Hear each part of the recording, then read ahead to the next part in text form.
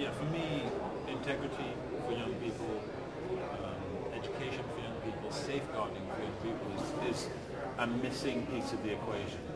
Whenever you hear people within sports, within elite sports, talk about integrity, what they really mean is anti-doping and anti-gambling or match fixing. Those are the two aspects they're talking about, and I think there's a responsibility within sports to develop the whole athlete. And that doesn't take away from their ability to perform on the field or on the pitch or whatever else.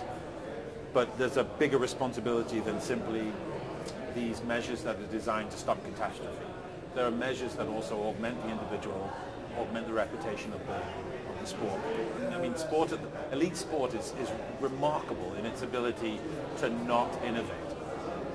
You see this in football with the adaptation of goal line technology 20 years after it was invented, and after numerous occasions where it would have been required. And that's really the most benign level. The only area where you see any competition in this arms race of integrity and principle versus not is in doping or anti-doping. And I just think that same vigor, that same fervor should be put into making sure that coaches are better educated, more dynamic, emotionally literate, not stuck in the dark ages, which is where I think many are, and to make sure that the environment that young people are entering into, whilst challenging physically, mentally, emotionally, shouldn't be one that damages them. And I think sport at the elite end has abdicated that responsibility so far.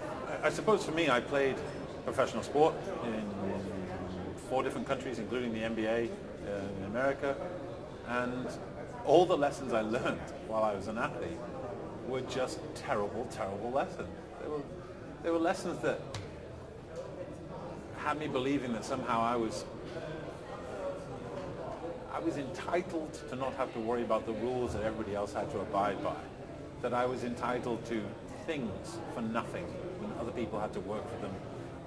I was entitled to treatment as if royalty, regardless of my actual playing ability. These are terrible, terrible lessons that you learn in sport. I also watched how certain people within sport were damaged by the way they were treated by coaches. We're only now starting to see that manifest in the professional levels, where you're seeing NBA players who are leaving the game because of depression. You're seeing that in many other sports at the moment. Players who are being psychologically damaged by the coaching they're receiving. And at the young end, let me tell you, the story there is horrific. Undereducated, maybe willing coaches who coach as if they're infallible and as if they're trying to live out their fantasies in the lives of young people. It's an incredibly dangerous scenario, and I think changes in the elite end could really filter down and help make young people's experience better, help make our athletes better for us by the time they get to be professionals. I think coaching in the past has always been the domain of men. It still is, for the most part, for no good reason, I would add. But those men have come with medieval ideas.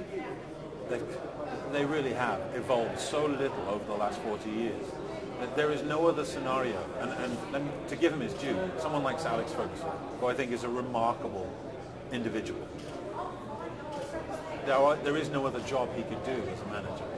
He couldn't manage people at a safe store because his style of management we would not tolerate that in any other environment.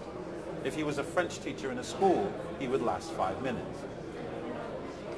The environment, the techniques, the coercion, the passive aggressiveness, the overt aggressiveness that we allow in sports coaching is something that we've given a pass in sports, but we would never allow in another environment. I talk to parents on sidelines as they watch their children being abused by their coaches, verbally abused. And I just tap them on the shoulder and I say, if that coach was a French teacher, what would you be doing right now? And invariably the answer is I will be down there ripping that person to shreds.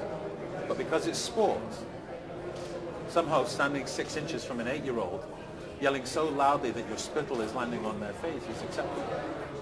You've got to change. And that starts at the top as well as trying to educate from the bottom.